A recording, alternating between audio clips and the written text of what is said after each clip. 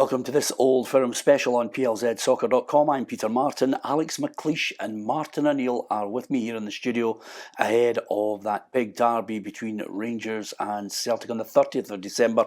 Celtic Park will be 100% Celtic fans, no Rangers fans there, which is unlike the days when these two guys were locking horns together. If you could turn back the clock, would you step into that dugout if you could, just one more time? Yeah, always a fantastic thrill to play against your greatest rivals. And Martin and I went head to head many times. And let's see, he beat me 10-7.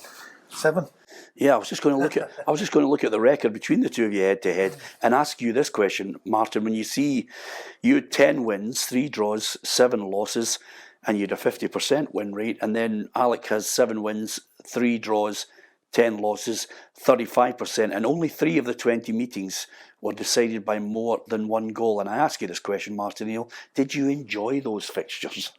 No, not necessarily. I don't think you do. I think that you look forward to them with trepidation more than anything else, and the build-up is long.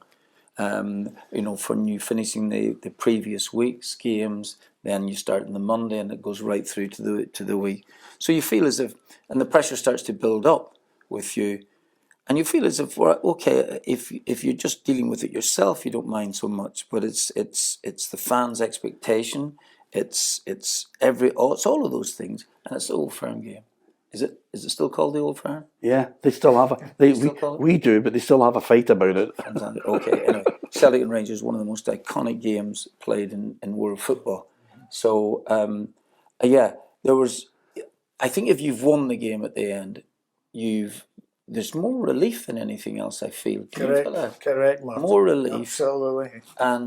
But if you've lost the game, it's just devastating. Really devastating. Well, what's the week like in the build-up, Alec? Well, you try and kind of keep it a bit low key in terms of before team talks and all that come on, and videos, etc. The analysis. But we always, I'm sure Martin was the same, we always tried to have a good tempo in training and get. You could see with the players in the Monday and Tuesday getting up to the game that they were really intense in their training. You see a massive difference from, say, we played either the United the week before or something like that. Just massively different in terms of the body language, and even the players in terms of,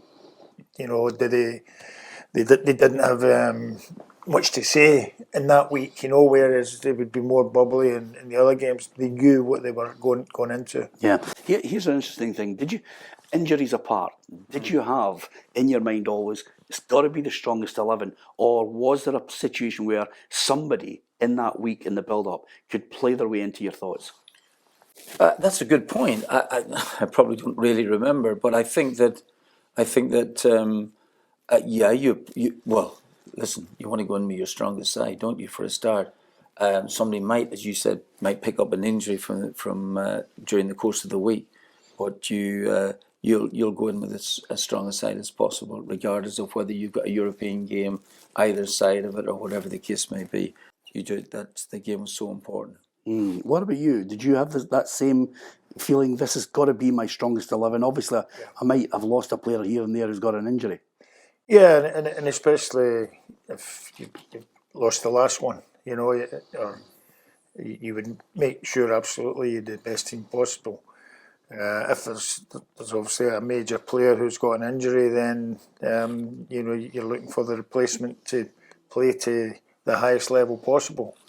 But certainly going into the game was always a quiet week. I always thought the boys were really quiet. Absolutely. Right. The normal, the normal run of the Premier League fixtures.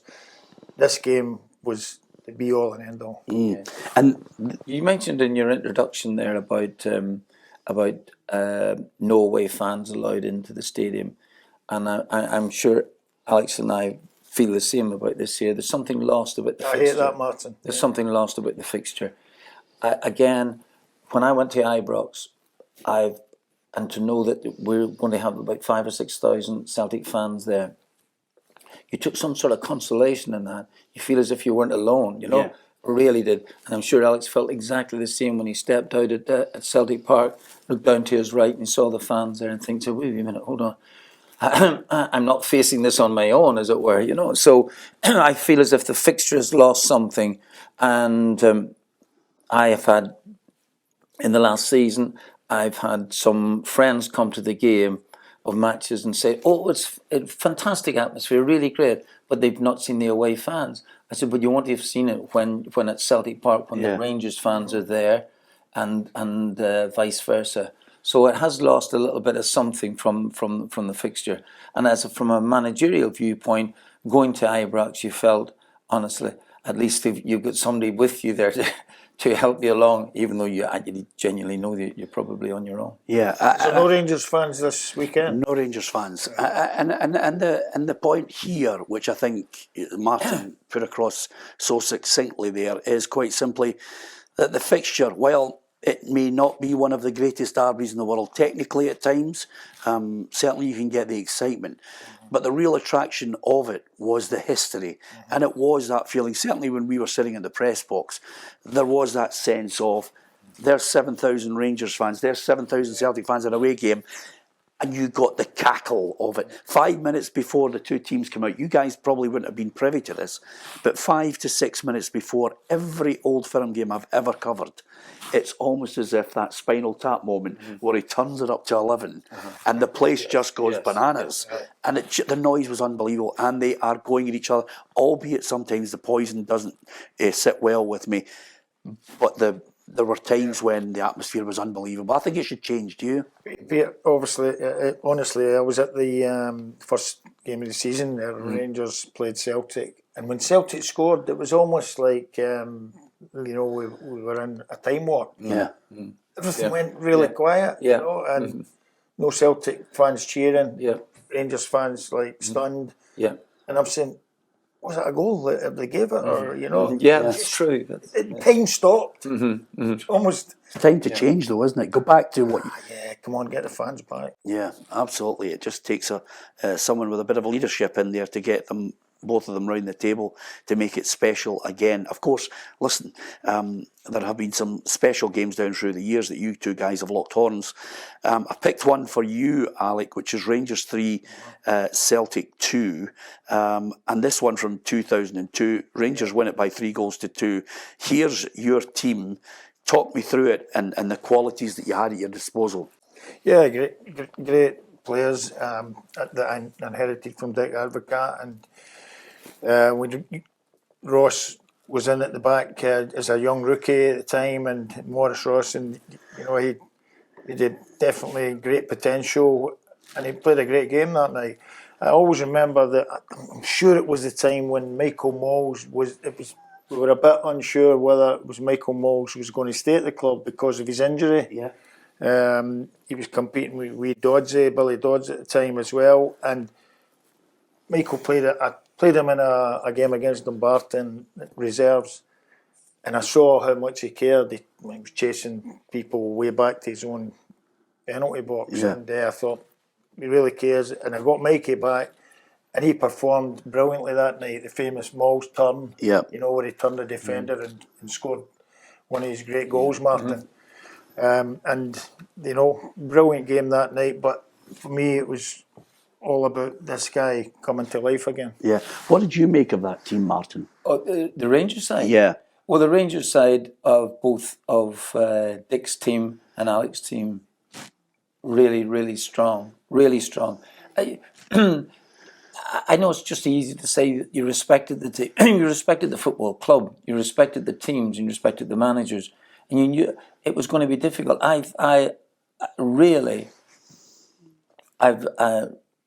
just look at the players. You look at the players that Rangers possessed there. Michael Mols was one of the best strikers in European football. He could turn in a six. And had he not had the serious injury, he would have been. He proved that night he was back, Martin. Absolutely, really great players. You know, you talk about. Let me have a look at their side. Amaruso, Arthur Newman. Arthur Newman, absolutely. I met Arthur just a couple of months ago. Really good guy, I must admit. Not here. Ross Ferguson. Ferguson was a terrific footballer, terrific young player, really, really good player. He was to Rangers what Neil Lennon was to Celtic. Yes. You know the driving force of the side. You know all of those particular things. Rickson, poor Rickson, really fine player. You know, sometimes lost the head a little bit. But listen, you just look at the players. Aberlancy, McCann, all quality Newman, Arthur, players. absolutely. Top really draw. Kloss. Do you know what's quality goalkeeper. Do you know what's amazing about that? Celtic were ahead after 19 seconds, Martin. Thanks for reminding me. Because this Chris. Did you not hold on to that? That'd be something a couple of the journalists would be saying. I'm afraid you let the lead slip, didn't you? Like Peter Martin might have said. You know? Why did you let the lead slip? Yeah, by the way, where was that game at? Where, you know, if you don't mind. This is at Celtic. This is the one at Celtic. I think no, it's at Ibrox. No, that's the This is Ibrox one, and Sutton scores after 19 seconds, Right, okay. and then from there, I mean, it's actually your first league win over Celtic. Right. So then Craig Moore levels it. John Hartson comes close. He comes back off the post, rolls along the line. But Alex did then. You see, Alex is, but not on his first league win over Celtic. The first home win for Rangers in this fixture for over 2 years, and Alex wasn't the manager then. So there you go. Yeah. There you go, McLeish. You were a hard nut. Yeah, absolutely. Well, for me, as I said, it was. But Moles' comeback was supreme that night, and it ended up a brilliant game. Yeah, I liked him. I thought he was classy, Ronald de Boer. Ronald could play on ice. Yeah. He was so good. Yeah. He glided across the pitch. He did. Do you want me to tell you what happened one night, Martin? You'll like this. Not particularly. The Rangers beat Dundee United 4-1. It was a terrible pitch up at Tannadice. They put sand over it and everything. It was dreadful. And De Boer's fired in a masterclass. So he was just unbelievable. I think he'd set a couple up and scored one himself. And I came down trackside and he goes, "Well, let's go trackside. Peter Martin's with Ronald de Boer." And I said, "Ronald," I said, "that today from you on that pitch and that surface was a masterclass." And he went, "Yes, this is normal." Did he? That was his favourite. Is that right? Did he, honestly? And I thought, "Aye, okay." It's normal. Did he? Ron Manning match, well done. It's normal. Did he? So I thought to myself, yeah, so "You on yourself." Self-effacement. No, there. exactly. He was straight in there. It was brilliant. I couldn't Very stop laughing. shy boy. Yeah, absolutely. Introvert. Anyway, apart from anything else, Filter. 3-2, you get your first win. How crucial for that as a manager? And the reason I'm asking you, Alec, is because we now have a situation where Philippe Clement will be going into a game desperately hoping that he can win in their great rival's backyard. No, it was a very, very important one for me in the league. I think we'd won in the cup game previously, but the league game was very, very important because you know that if Celtic beat Rangers or Rangers beat Celtic, then the catch up, believe it or not, becomes very, very difficult. What, psychologically as well? Psychologically as well. Even though you know one of us are playing on a Saturday, the other one's on a Sunday, and you're playing catch up. And I mean, we had 2 fantastic seasons, Martin. That ended up the blooming last day. You know, Absolutely. So everything to play for in that night, but we started really well. Celtic. We didn't start really well because Celtic got the quickest goal we've seen in apparently history. But, after that, we really took the game to Celtic and dominated, and until Michael getting his goal and looking back to normal with his fitness, his knee. And I thought, the team's beginning to get a bit of momentum again against a great Celtic team. And is that the type of thing where you can go back at night and go out with your pals and think, have a glass of wine? Great. Yeah. Yeah. Is that how a manager feels? Well, I still never Martin went says out. relief. You didn't go out, no. No, I stayed in the house and had a glass of wine. I take your point, actually. You've got to keep your feet in the ground in these games. Yeah. January 2004, Celtic 3, Rangers 0. It's a convincing win for you, Martin. Here's your side for that one. You've got Douglas in goal, Baldy, Sutton, who could play at the back, as you well know, Varga, and then you've got Agat, McNamara, Petrov, Lennon, Thompson, and Larrson and Hartson. Right, okay, so we not a must, bad team, eh? yeah, Sutton's, I think, looking at the rest of the side, that Sutton must have played at the back there because Valgaren's missing, and so is Mjalby Yeah. missing. So Didier Agat, terrific for me.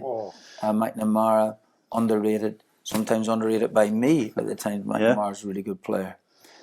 Considering he had a really angelic young face, he looked as if he was 11. Yeah. He could put it about. He could put it about. Yeah, honestly, brave as a lion as well too. Lennon, brilliant. Petrov, Thompson, Gray, Hartson, and Larrson. Yeah. How did you counter that? Because you've mentioned the quality of De Boer and Ferguson or a Michael Moles. It's 2004, and no matter what team you're putting out, Alec, there is, as Martin and I have discussed on many an occasion, a world-class striker that Celtic have at their disposal that can blow your plans out in 10 seconds, which is Larrson.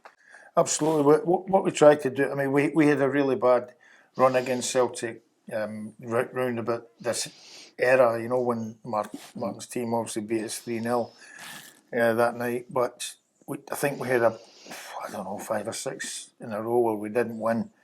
You know, I know that a lot of the players from the previous game that we just discussed were gone, you know, and we were trying to kind of rebuild a wee bit when Celtic were at that stage where they dominated a wee bit. And when I had the strongest squad possible, I tried many times to go 3 up against Martin's 3 defenders, you know, so we did take some risks, and especially with Didier Agat, you know, on the other side, like bombing forward.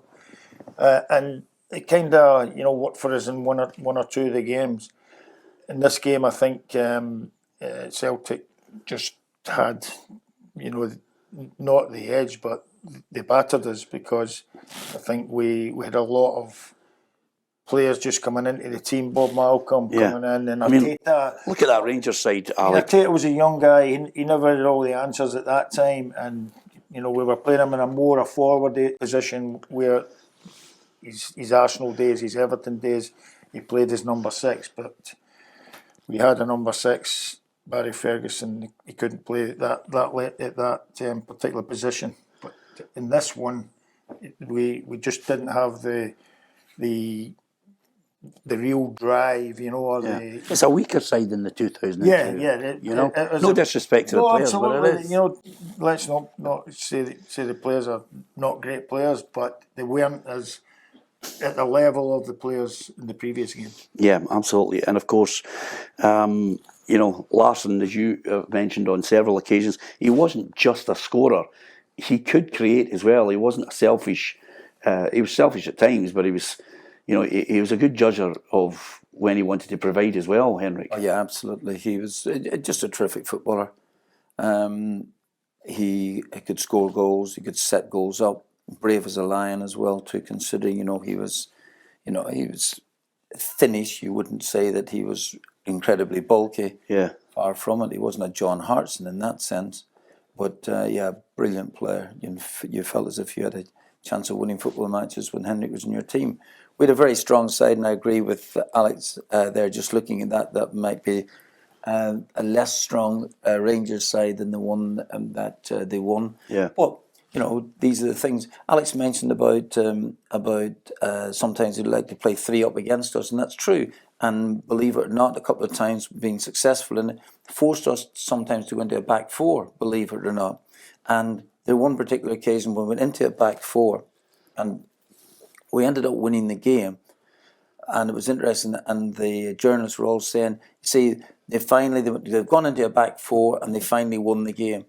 And Rangers could have been 2-0 up in the first 6 minutes of that match. Seriously, you know, we're trying to get used to the back 4 in the big game. Yeah. It's all right practicing it. It's all right practicing for a few days beforehand or a week beforehand.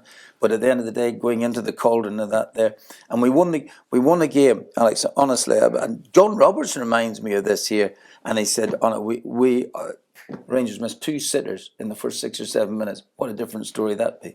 So, listen, fine sides, really fine sides playing against each other at the time, I must admit. Yeah, absolutely. If it was great memories, just before we talk about what's about to unfold at Celtic Park, and we've mentioned about the lack of the away support, with regards to the two of you, it's amazing how time has passed, because all three of us have that connection with, it was a painful time for you. You've got the better record. That time when you've managed to take it down to the wire, it's those sliding doors moments that you mentioned, Martin, where Celtic should have been out of side against Motherwell. The helicopter changes direction, and suddenly you've got a day that you could never believe. Yeah. That the period that you two were in charge, that was the most exciting period for Rangers and Celtic head-to-head, wasn't it? I think that's true. I think that's absolutely true. And give Alex his real great credit, because he had managed Hibs as well. He'd taken Hibs to a cup final the year, or 2001. And we won, but we would be expected to win because we had a stronger side than that there.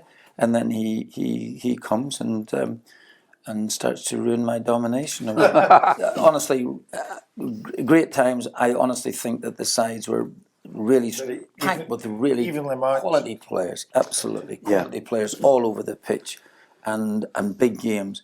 And you were nervous beforehand. You were nervous during the games, and actually you were probably pretty nervous after the matches were over. But no, great days, of course. Celtic against Rangers at Celtic Park. It's a case of sometimes it can, well, is it ever decisive in the New Year game? That's open to debate, but Brendan Rodgers knows what it's all about. Philippe Clement is about to find out. Is it even more difficult for him because he doesn't have the supporters there and he's going into the cauldron of Celtic Park? Yeah, absolutely. You know, that's exactly what it'll be. The massive cauldron. And you know, when you go to Celtic Park and I remember Andy Watson, our first game, walking in, and Andy looked at me and he went, "Come on, just bloody enjoy it, you know. This is one of the greatest moments of your life." And we ended up getting a draw that day. But in saying that, you know, those players, the new players at Rangers, will be getting at Celtic Park and absolutely gobsmacked, you know, and hopefully their mentality will be strong for Rangers' sake. You'll know better than anybody, though. He's going into going into a game which is not his team. You inherited a team. Yeah. He's inherited a team. Yeah, absolutely. He started off pretty well. Couple of iffy performances in the last couple of weeks, but you know, nothing would be better for the manager than to go and win at Celtic Park. What I thought in the first game was that he wasn't there then, was he? No. In the first game, I didn't think the Rangers laid a glove on the Celtic young defenders, Martin. You know, two young rookies. And even Brendan before the game was saying, you know, well, we've got kids in at the back. That's right. No. And Rangers never laid a glove on them. Rangers have got to be really strong mentally, not only mentally but physically as well in this game, because this is a game that will go past in a flash. But these guys have to stand up to it and show that they're capable of dealing with these kind of games for Glasgow Rangers. And Martin, from Brendan's point of view, how much of an advantage is it that he's been over the course before? He knows what to expect. He knows what to tell the players about this. I think that helps. There's no doubt at all about it that it helps if you've been there before, particularly if you've been able to win. That was a big win for Celtic at Ibrox. Alex is absolutely right. Rangers didn't lay a glove on young players coming in with a little bit of inexperience as well too. Should have done better, and Celtic go and take the spoils in the game. So that'll augur well for them. But Rangers, I think since Clement has come in, I think they've got a bit more steel about them. I'm not talking about their just the last couple of performances, but they feel as if they've got a little bit more steel. Feel as if they, you know, Celtic my concern about Celtic, which I think has been proven in the Champions League, absolutely, is that need a bit more physicality. I'm not saying that you need just big brutes playing in the game and Celtic can play some beautiful football. There's no question about it. Have done for the last number of seasons, but just need a wee bit of physicality. And Rangers have got a couple of players who look strong enough. I don't know enough about it, right? Yeah. I don't know enough. You asked me the question about Brendan. I think it's an advantage for him in that sense, but it depends how the team goes. Now there'll be that victory at Ibrox will have stood them in really good stead, and I think that's important. So Rangers are coming in, and if just let's say between now and the fixture, nothing dramatic changes, a point or two here, a point or two there. Yeah. Then the pressure's on Rangers to go and win the game. At the minute, I don't know what might happen between now and then. Yeah. Celtic might lose a game or so, Rangers might win. But just let's say it was the next fixture coming up, then the onus is definitely on Rangers to go and win, because you need to win this game then to close the gap. You can't rely on a couple of other teams doing something for you. Yeah, and just before we finish then, here's what we think would be the strongest team if Brendan had it available, that he might have available. So, Hart in goal, Johnston, Carter Vickers, Scales and Taylor, McGregor, O'Reilly, Turnbull, Maeda, Kyogo and Palmer. He's obviously got injuries to other players that might not make it. Hatate and Abada are a push. But what do you make of that team, Martin, and how do you think they'll fare? Well, young Scales has come into the side and he's done remarkably well. Carter Vickers is a big player for them, and Joe Hart has come in for a little bit of criticism early on, but I still think he's a really fine goalkeeper. McGregor, a really good leader of the side. O'Reilly's having a terrific season at this minute. Kyogo can score goals. He's a clever. He makes some excellent runs, knowing that O'Reilly probably put him through in some aspect. You've seen those goals scored, not just at SPL level, but obviously in the Champions League, where he's made some great runs. Maeda, I like him. Yeah. I think he works his guts out in matches really, and and Palmer looks as if he's got a bit of ability. So. Sorry, I didn't mention young Turnbull. Turnbull is sometimes you feel as if Turnbull can turn up in a game and really dominate it, and other times he doesn't function as strongly as you think he should do in games. But overall, it's a nice footballing side. It's a footballing side, and capable, very very capable. But I just you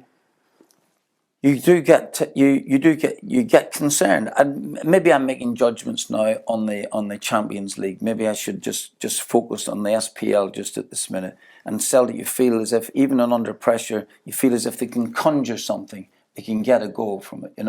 I'm not saying that they're set pieces. You don't feel as if they're that strong in scoring or maybe even defending the set pieces. But overall, you feel as if in the course of play, you feel as if they'll conjure something and a bit of movement here and there, and suddenly someone's in. Rangers, how do you see it with what we think will be a strong Rangers side? Butland certainly is a goalkeeper. Tavernier, Goldsmith, Balogun, Barisic, Lundstrom and Sterling in the holding role, and then it's McCausland, Cantwell, Sima up front, Dessers. That looks as if it could be quite a strong team. Yeah, the manager has given them a wee boot up the backside, and we've seen improvement in recent weeks. The thing that I always feel that Rangers and Celtic have to do is, you could say this for any team, is play with speed. And I feel that at times, when I watched Newcastle, Man United the other night, I thought Alex Ferguson had just coached Newcastle, because the pace they played at the other night was fantastic. Just this, not because they can run fast, but because of the speed of their passing, and they were assertive. And I think that Rangers have got to be assertive, and rather than trying to pass the ball and start a game with Jack Butland and slow it down, and the strikers really have to impose themselves on the Celtic defence. Yeah, okay. To finish, briefly, prediction, Martin? Celtic 7-0. One each. Yeah. Is that why you looked at him as if to say you were going to agree with that? No, I don't agree with either of you. If it comes up 7-0, you get a fiver on it. Celtic. I was joking about the score, but Yeah, close. I think I do. Yeah, I think the game will be very close. Yeah, I think there might be a wee twist. yeah. 0-1. That's what I love about you two. The great thing about it is, it's the you two are not involved. It would be great if you were, because obviously some of the fun and enjoyment in the Old Firm games is watching you two jumping up and down at the trackside, giving it left, right, go. You've got 5 minutes and you're off. So It was just a John Hart's. exactly. Great to see the two of you looking so well, and absolutely fantastic to get your insight into Celtic Rangers on December 30th, and of course a little trip down memory lane. Thanks for listening and watching.